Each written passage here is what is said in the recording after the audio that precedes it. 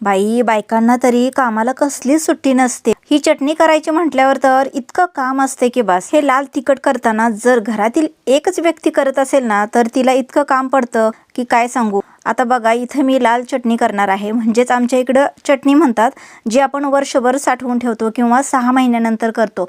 तर 2 वेळा वर्षातून मी तर करते।